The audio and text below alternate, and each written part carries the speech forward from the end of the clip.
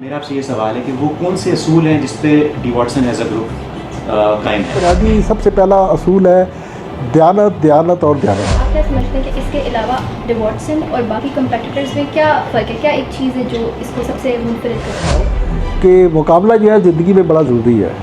मतलब कि मैं जब आज जिस मुकाम तक पहुंचा हूँ, इसमें सेहतमंद मुकाबला जो है, जब हम क्लास इब्तदाई दिनों में कौन सी मुश्किलात का आपको सामना करना खुली होती थी तो लोग कहते थे वो डी वाटसन पे जाओ, कमेटी चौक को दुकान खुली होगी रात। उसमें सबसे बड़ी बात यह है, कहते हैं pricing is the best marketing. और अभी से सोच लें कि हमने क्या करना है। नौकरी तलाश करना छोड़ दें, एम्प्लाई बनना छोड़ दें, सोचे ही नहीं, बल्कि अभी से ये सोचे कि हमने कौन सा कारोबार करना है। देखिए ज़िंदगी जो होती है ना, कारोबार का जो सबसे जो इनिशियल स्टेज था ना, मैंने वो बताता हूँ कि जब मैंने एक 7वें ग्रेड की नौकरी छोड़ के बिज़नेस को ऑप्ट किया। My name is Gurulan and I'm a student of Pehle University. My name is Mohammad Ibrahim Athar, and today we have a very special guest, someone who has done incredible work for Pakistan's business community and culture. Please welcome Mr. Zafar Bakhtawi, a true leader in every sense. Mr. Bakhtawi is the chairman of the Watson Group. He is the former president of ICCI, former vice president of Pakistan's top business organization FPCCI, as well as chairman of Pakistan's Culture Forum, and he has represented Pakistan at SAARC business forums. With so much experience in business, trade, and culture, we are lucky to have you with us today, sir. Thank you. Thank you for joining us our podcast. Thank you Ibrahim, thank you बेटा। Thank you sir, आपने हमें इतना time दिया। तिजारत और सकाफत का ये हसीन सफ़र तय करना और यकसां दोनों में कामयाब होना कोई आम बात नहीं है। सर आप हमें बताएं डी वाटसन का सफ़र का आगाज़ कैसे शुरू हुआ और किस तरह आप लेके चले सब कुछ? देखिए सबसे पहले तो मैं आपको ये बताना चाहूँगा कि मैं अपनी जो ज़िंदगी है, पूरी ज़िंदगी का जो मेरा कामयाब सफ़र है, उसकी मैं वीलॉग कर रहा हूँ। अब तक 22 किस्सें मैंने जो है ना फेसबुक पे, यूट्यूब पे लोड की हुई हैं। तो अगर कहीं आपके पास वक्त हो तो आप वहाँ से भी इस चीज़ों को देख सकते हैं, नोट कर सकते हैं। लेकिन चूँकि आपका एक अब ये एक कॉलेज की असाइनमेंट है, तो उस हवाले से मैं ये कहना चाहता हूँ कि सबसे पहली बात यह है कि मैंने एजुकेशन जो है वो पूरी मुकम्मल की है। मैंने एमए तक तालीम हासिल की है और मेरा पूरा जो कैरियर है वो पहली जमात से लेकर और एमए तक वो सारा बहुत ही शाइनिंग स्टार स्टूडेंट था मैं। स्कॉलरशिप लिए, मतलब कि कॉलेज में, स्कूल में, डिस्ट्रिक्ट में और हर जगह पे फर्स्ट आता रहा। तो बेसिक बात यह है कि ज़िंदगी में तरक्की करने के लिए आप चूँकि बच्चे हैं और आपको जो सबक देने वाली बात है कि मेहनत जो होती है ना, वो आप अपनी ज़िंदगी का शार बनाएं और अपनी मेहनत को इस तरीके से मेहनत करें कि आप अपने आने वाली पूरी जो ज़िंदगी है और अपनी जो आने वाली नस्लें हैं उसके लिए वो मेहनत जो है वो आपकी काम आएगी। और फिर उसके बाद दूसरी बात ये कि आप जो कुछ भी पढ़ते हैं, देखिए जब तक आपको ये चीज़ समझ में नहीं आएगी कि ये जो मैं पढ़ रहा हूँ इसका मेरे आने वाली ज़िंदगी पर और मेरे आने वाली नस्लों पर इसके असरात मुरतब होंगे, तो आपके अंदर वो जज्बा, वो यकीन और वो जो ईमान है वो नहीं पैदा होता कि यार मैंने ये। मिसाल के तौर पर अगर आप एक सब्जेक्ट है अंग्रेज़ी अगर आपको ये समझ हो कि अंग्रेज़ी जो है ये बहुत इंपॉर्टेंट लैंग्वेज है, इसके ऊपर हमारी कमांड होनी चाहिए, क्योंकि इस वक्त दुनिया के अंदर राब्ते के लिए, कम्युनिकेशन के लिए यही ज़ुबान जो है यही काम आती है। और आपकी जो पर्सनालिटी का जो इमेज है, आपकी जो तकरीर है, आपकी जो बोल चाल है और आपका जो एक इम्प्रेशन है वो इस ज़ुबान से बनता है। आजकल देखें ना, मुझसे कई ज़्यादा बड़े जो लोग हैं ना, वो मुझसे ना बड़े ज़्यादा ज़हीन थे, लेकिन वो चूँकि मैं उर्दू मीडियम का पढ़ा हुआ बच्चा था, वो इंग्लिश मीडियम के पढ़े हुए थे। वो सियासत में हर सियासतदान जो होता है, जो बड़े हमारे हमेशा टॉप स्टार हमारे जो पॉलिटिशियन होते हैं, उनको ऐसे लोगों की ज़रूरत होती है। और वो ऐसे जिनकी अंग्रेज़ी अच्छी हो, जिनका मामलात अच्छे हो, वो उनके बहुत करीब होते हैं। एक वैसे बात कर रहा हूँ। इसी तरह से ज़िंदगी में अगर आप हिस्ट्री पढ़ रहे हैं तो आपको ये पता होना चाहिए कि इस हिस्ट्री पढ़ने का मेरे जो है इसका मेरी ज़िंदगी पे क्या असर होगा, जनरल नॉलेज का असर क्या होगा, अगर आप साइंस पढ़ते हैं तो उसके असरात क्या होंगे। तो ये सारी चीज़ें जो है ना, हर सब्जेक्ट का एक कोई ना कोई एक इम्पैक्ट होता है आपकी ज़िंदगी पर। तो आप ऐसी स्टडी करें और सब्जेक्ट वो रखें जिसका आपकी ज़िंदगी पर, आप MBA कर रहे हैं, बिज़नेस एडमिनिस्ट्रेशन कर रहे हैं, तो ज़ाहिर है आपके ज़हन में ये है कि आपने बिज़नेस एडमिनिस्ट्रेशन करनी है, कारोबार करना है। तो इसलिए आपको पता होना चाहिए कि बिज़नेस एडमिनिस्ट्रेशन कैसे की जाती है। अभी आप पढ़ रहे हैं, आपको समझ आएगी और आप ज़िंदगी में आगे चलेंगे। तो मेरा सफ़र जो है वो मैंने बेसिकली मेहनत की, अच्छा तरीके से पढ़ा, क्लासों में टॉप किया। फिर जब बिज़नेस के करने का सोचा तो ग्रेड 17 में मेरा जॉब हो चुकी थी, लेकिन मैंने बजाय सरकारी नौकरी करने के एक बहुत छोटी सी दुकान बहुत हम्बल से स्टार्ट किया। और अब अल्लाह का फ़ज़ल है कि हमारा ये बिज़नेस जो है एक एम्पायर बन चुकी है और पूरे मुल्क में, बल्कि इंटरनेशनल भी इसकी एक पहचान है। तो उसमें जहाँ मेहनत का अमल दखल है, वहाँ ऑनेस्टी है, डेडिकेशन है, मुल्क से मोहब्बत है, ये सारे फैक्टर मिलकर फिर काम करते हैं। जी, मेरा आपसे ये सवाल है कि वो कौन से असूल हैं जिस पे D Watson as a group कायम है? देखिए, उसका सबसे बुनियादी, सबसे पहला असूल है दयानत, दयानत और दयानत। मतलब कि ज़िंदगी में ये एक ऐसी चीज़ है, हर शख्स की पर्सनैलिटी में दयानतदारी होनी चाहिए। आप ज़िंदगी में वही लोग आगे निकलते हैं जो जिनकी ज़िंदगी में सच्चाई होती है। देखिए, हमारे हुज़ूर हज़रत मोहम्मद सल्लल्लाहु अलैहि वसल्लम जो थे तो वो बिज़नेस करते थे। तो बिज़नेस में उनकी सादिक और अमीन उनका लक़ब था। तो सादिक सच बोलने वाला, अमीन ईमानतदार, दयानतदार। तो ये जो चीज़ होती है ज़िंदगी के अंदर, ये बहुत इम्पॉर्टेंट कि आप बिज़नेस के अंदर भी अगर आप सादिक और अमीन हैं, सच बोलते हैं, झूठ नहीं बोलते, दयानतदारी से काम करते हैं, कस्टमर केयर आपकी है। मैं तो अपने जो स्टाफ है ना, उनको मैं कहता हूँ कि यार देखो, अब तो मुझे बात समझते हो ना? कहते हाँ जी। तो मैंने कहा मेरा एक ही बॉस है, आपको पता है कौन है?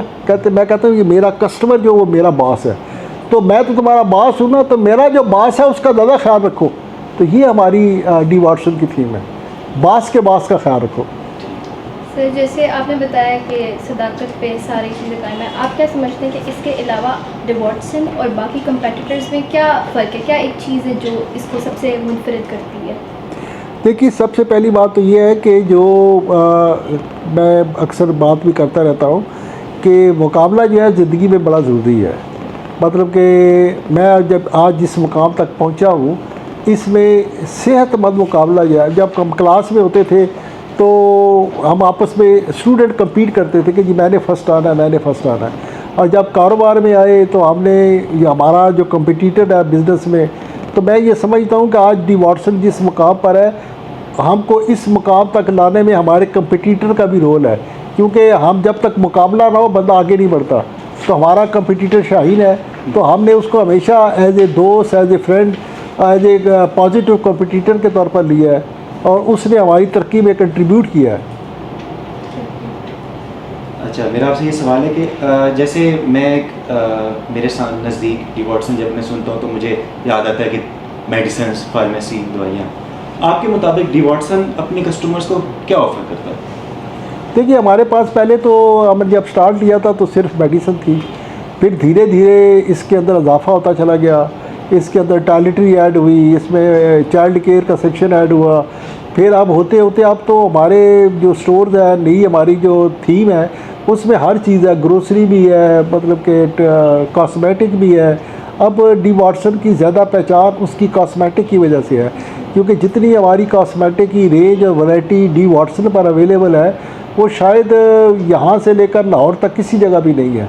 शायद लाहौर में कोई एक दो शॉप्स होंगी जित पे आज इतनी कॉस्मेटिक की वैरायटी होगी। इसी तरह से जो टॉयलेटरी है, ऑप्टिशियन भी हमारा एक शोबा है। ख़वातीन के जितनी भी चीज़ें हैं, मतलब कि स्किन केयर है, हेयर केयर है, और इस तरह से सर्जिकल आइटम है, और होम्योपैथिक है, ग्रॉसरी है, वो ये सारी रेंज जो है वो हमारे पास अब है। It's a full fledge super store.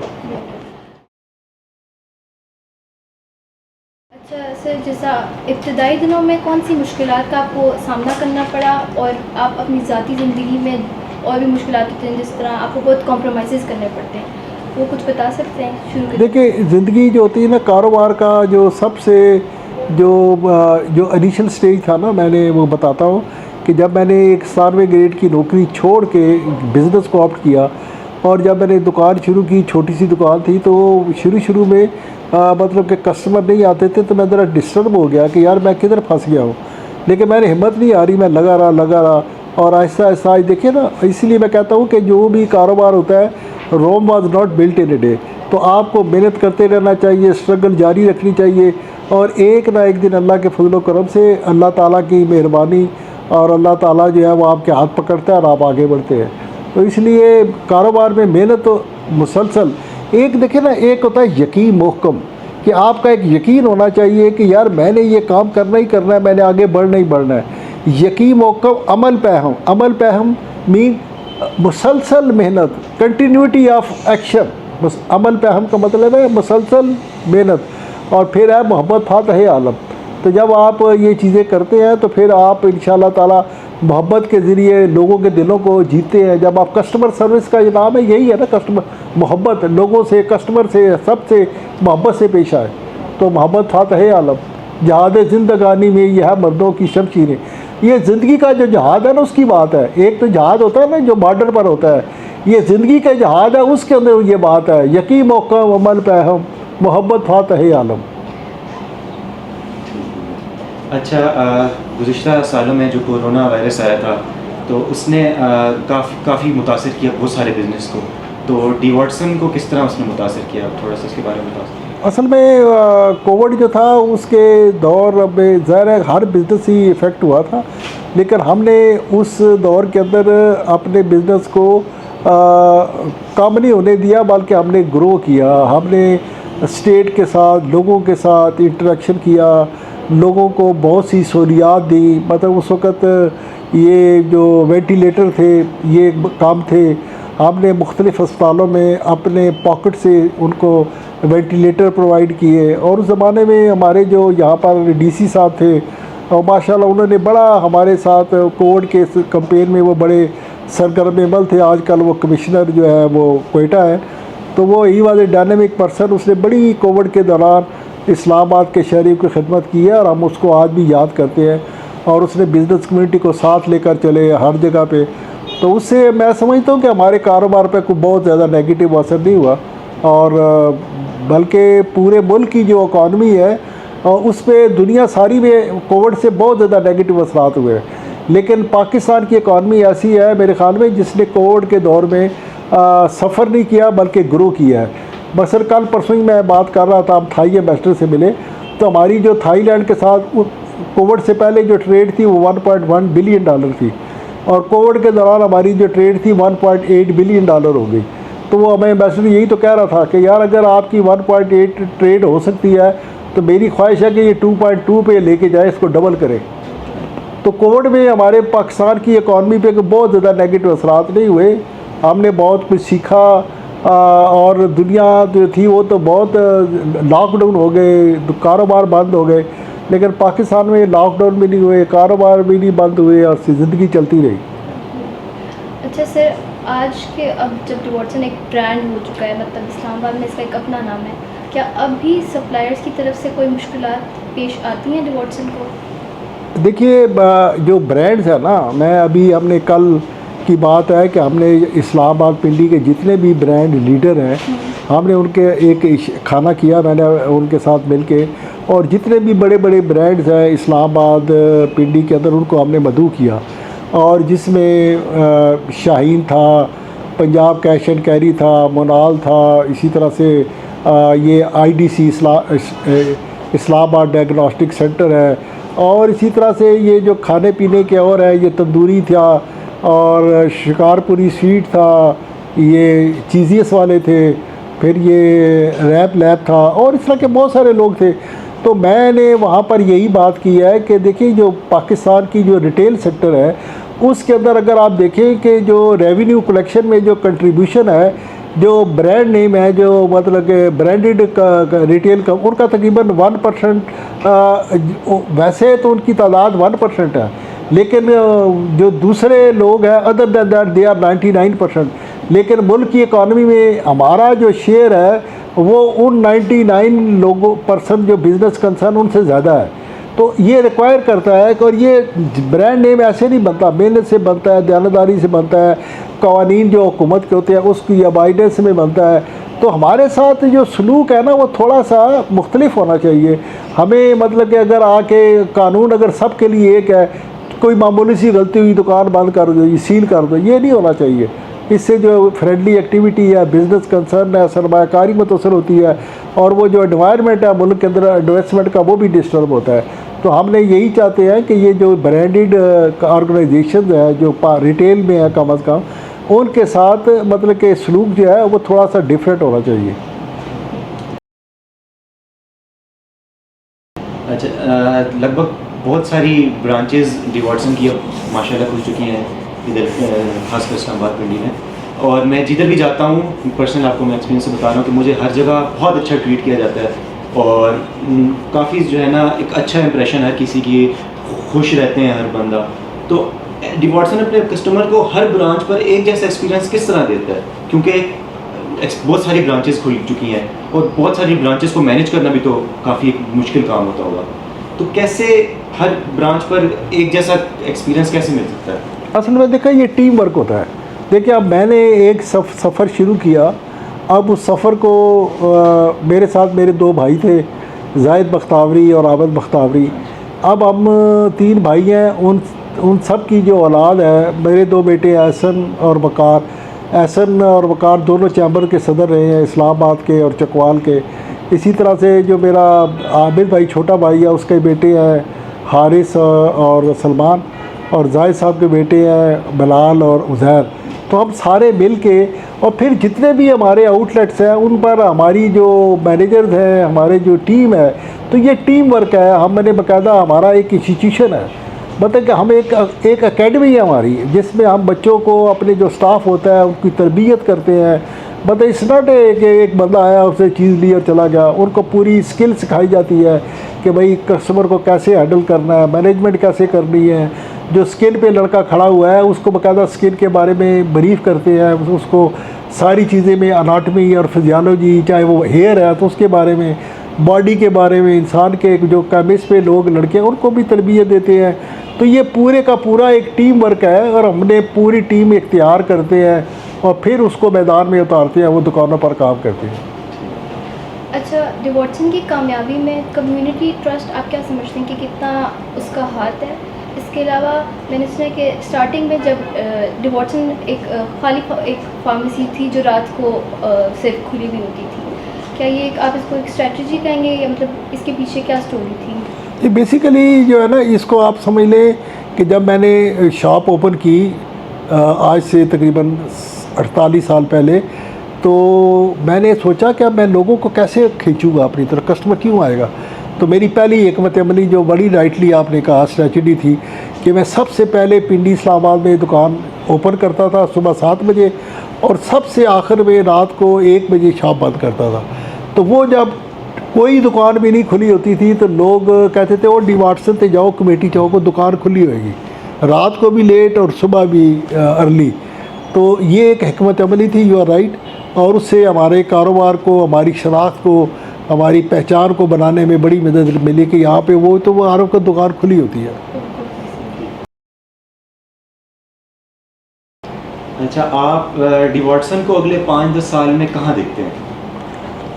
देखिए हमारा जो तरक्की का सफ़र है ये थोड़ा सा स्लो है। उसकी एक बुनियादी वजह ये है कि मैं और मेरे दोनों बेटे हम थोड़े से ट्रेड पॉलिटिक्स में इन्वॉल्व हुए हैं। जैसे मैं भी इस वक्त पूरे मुल्क की जो हमारी यूनाइटेड बिज़नेस ग्रुप है, जो ट्रेड ऑर्गेनाइजेशन है, उसका मैं सेक्रेटरी जनरल हूँ। मेरे बेटे भी ट्रेड पॉलिटिक्स में इस्लामाबाद चैम्बर ऑफ कॉमर्स में इन्वॉल्व है। तो ज़ाहिर है कि जब आप अदर दैन बिज़नेस कुछ चीज़ों पे वक़्त देते हैं लोगों के लिए खिदमत में, असल में तो ये वॉलंटियर काम होते हैं, लोगों की खिदमत करनी होती है, लोगों के मसाइल के हल के लिए काम करने होते हैं। तो जब आप उस तरफ जाते हैं तो फिर आपको अपने कारोबार सफ़र करता है आपका। तो हमने पिछले कुछ सालों में, ख़ास तौर पर 5-6 सालों में, हमने अपने कारोबार को बहुत ज़्यादा सफ़र किया है। मतलब हमारी जो डेवलपमेंट थी, हमारी जो प्रोग्रेस थी वो कम हो गई थी। तो अभी हमने सोचा है कि यार हमने थोड़ा सा जो पिछले 5-6 साल के अंदर हमने जो तरक्की नहीं की ज़्यादा और रिवर्स में हम गए हैं, रिवर्स में नहीं बल्कि प्रोग्रेस नहीं किया, ये कहें नई ब्रांचेज नहीं बनाई। तो अब हमारा ये ख्याल है कि हम आइंदा 4-5 सालों में वो जो लेट है उसको निकालना है, और हमारी ये कोशिश है कि आइंदा 4-5 सालों के अंदर, इस वक्त जो हमारी 34 ब्रांचेज हैं, तो हमारा जो प्लान ये है कि हम 5 सालों में इसको एटलीस्ट 100 ब्रांचेज तक लेकर जाएं। अच्छा, मैं समझती हूँ कि एक तो डिवॉटसन के पास लॉयल कस्टमर है, जो लॉयल कस्टमर है उसकी एडवर्टीजमेंट जो होती है वो रेफ़र करते हैं वो होता है। इसके अलावा आप समझते हैं कि कोई ऐसी टेक्निक है जिससे न्यू कस्टमर बनाए जाते हैं या आने वाले वक्तों में बनाए जाएंगे डिवॉटसन? देखिए, उसमें सबसे बड़ी बात यह है, कहते हैं pricing is the best marketing. मतलब कि अगर आपकी प्राइसिंग कम हो, मैंने हमेशा जब कारोबार में शुरू किया तो मेरे जहन में ये होता था कि मैंने जो कस्टमर को बहुत अच्छे प्राइस पे देना है। मैं शुरू की जो अहद दौर था या इस्लामाबाद में कारोबार शुरू किया, तो मैं जो बच्चों के दूध होते थे वो मैं जिस कीमत पर ख़रीदता था उसी कीमत पर बेचता था, और इसी तरह जो बेबीज़ के पैम्पर होते थे वो भी उसी कीमत पर बेचता था जिस कीमत पर ख़रीदता था। तो ये पार्ट ऑफ बिज़नेस होता है कि आप कस्टमर को अट्रैक्ट करने के लिए कुछ सेल पे लगाते हैं, कुछ इंसेंटिव देते हैं, तो लोग आपकी तरफ आते हैं। तो हमेशा कारोबार में डायनामिज़म चाहिए होता है, आपको ऐसी डायनामिक्स करनी होती है कि आप कस्टमर को अट्रैक्ट करते रहें, उसको फैसिलिटेट करते रहें। तो कहते हैं ना कि pricing is the best marketing. डिवॉटसन का यही असूल है। अच्छा, डिवॉटसन ने अपनी ऑनलाइन एक वेबसाइट भी तारीफ़ कराई हुई है, तो ई कॉमर्स के ज़रिए डिवॉटसन ने कैसे बर्तरी हासिल की है? अब मैं ये नहीं कहूँगा कि हमने बर्तरी हासिल किया, हम अभी इसमें स्टूडेंट हैं, अभी हमने इसको सिलसिले को शुरू किया है, वी आर ऑन इट। और हम ये समझते हैं कि आने वाला जो दौर है, आने वाला जो अहद है, इसके अंदर ये जो शॉप और शॉपिंग कल्चर धीरे धीरे नई डायमेंशन लेगा, जिसमें जो है ना शॉपिंग जो है, और लोग घर बैठे शॉपिंग करेंगे, दुकानों के कंसेप्ट भी ख़त्म हो जाएंगे, और ये जो सेल्समैन की जो इतना बड़ा जंक होता है, ये भी ऐसा ऐसा जो मुस्तकबिल की दुनिया उस पर काम होता नज़र आता है। तो ये जो ई बिज़नेस है, ई कॉमर्स है, तो उसके हमने भी थोड़ा बहुत अपने आप को उसके लिए तैयार कर रहे हैं। मतलब कभी हमारा मेन फोकस उस पर नहीं है, लेकिन हम समझते हैं कि ये आने वाले वक्त के लिए अपने आप को तैयार करें, तो हम धीरे धीरे अपने आप को उसके लिए तैयारी के प्रोसेस में हैं। सर, आप आने वाली नस्ल को क्या मैसेज देना चाहते हैं? देखिए, सबसे पहली बात तो ये है कि मैं आपसे मेरी बेटियों की तरह है, और मैं आपसे बहुत ज़्यादा प्यार करता हूँ, इसलिए कि मेरा पूरे इस पाकिस्तान में, बल्कि इस्लामाबाद में मेरा फेवरेट जो है वो इम्तियाज़ अब्बासी साहब आपके वालिद हैं। और उसी तरीके से मैं आपको, मेरी 2 बेटियां, मैं आपको अपनी तीसरी बेटी समझता हूँ, ठीक है। और वो जैसे बेटियों का हक़ होता है ना, आपका हक़ मेरे ऊपर भी है।